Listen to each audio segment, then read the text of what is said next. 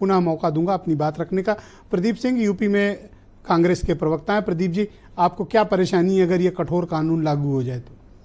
निश्चित तौर पर इस प्रदेश के किसी भी नागरिक को कोई समस्या नहीं है हो सकती, लेकिन आपकी मंशा स्पष्ट होनी चाहिए कि आप मिलावट के खिलाफ हैं या फिर आपकी मंशा कुछ और है।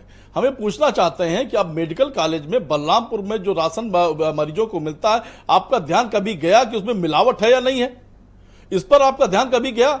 जेल में जो बंदी का जिन पर आरोप निराधार आरोप है और वो बंद है, वहां पर क्या उनके भोजन में मिलावट है या नहीं, इस पर आपका कभी ध्यान गया क्या?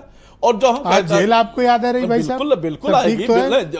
उनका भी मानव अधिकार है, उनका भी मानव अधिकार है। निश्चित तौर पर उनके जेल के जो मैनुअल है उस हिसाब से उनका भोजन होना चाहिए। एक वकील जब प्रवक्ता बनता है तो वो पहले अपने क्लाइंट की चिंता करता है। आप बोलिए प्लीज। निश्चित तौर पर आप चूंकि एडवोकेट हैं तो आपकी चिंता मैं समझ सकता हूं। आप बोलिए प्लीज। निश्चित तौर पर जब आप कहते हैं आप बाबर नाम का व्यक्ति अगर दाल परोसेगा, उसमें बेईमानी हो रही है, उसमें मिलावट है या नहीं, ये तय होगा। कौन परोसेगा? बाबर नाम का व्यक्ति अगर दाल परोसेगा और उसमें मिलावट है या नहीं, ये तय होगा या कि दाल में मिलावट है, इस पर जो दाल जहां से आ रही है उस आरोपी को गिरफ्तार करके जेल भेजा जाएगा। अगर सरकार मिलावटखोरी को रोकना चाहती है प्रदीप जी, ये तो कोई बुरी बात नहीं है, तो अच्छी बात है। बिल्कुल, ये तो सोसाइटी के लिए अच्छी है, बिल्कुल आपकी हेल्थ के लिए अच्छा है। बिल्कुल ब्रजेश जी, हम कहते हैं मनसा स्पष्ट होनी चाहिए। यहाँ तो ऑपरेशन मजनू भी चला था, यहाँ तो ऑपरेशन मजनू भी चला था।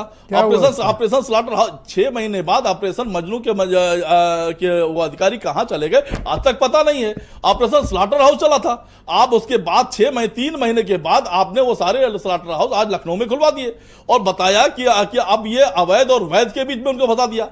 तो ये स्पष्ट होनी चाहिए कि आपकी मंशा क्या है। आपकी मंशा 3 है। एक, मिलावटी चीज न खाने दें, एक निगरानी बढ़े, तीसरा नाम बताओ। नहीं, मंशा सिर्फ और सिर्फ स्पष्ट है कि जो आपका जातीय आंकड़ा है, जिस तरीके से जब विपक्ष और पूरा देश आपसे जातीय जनगणना की बात कर रहा है, यहीं कहीं न कहीं आपके मन में वो पीड़ा है, वो पीड़ा निकलकर बाहर आ रही है। आपको निश्चित तौर पर कहीं जात के आधार पर समाज का बंटवारा करना चाहते हैं और ये सोच स्पष्ट रूप में सामने निकल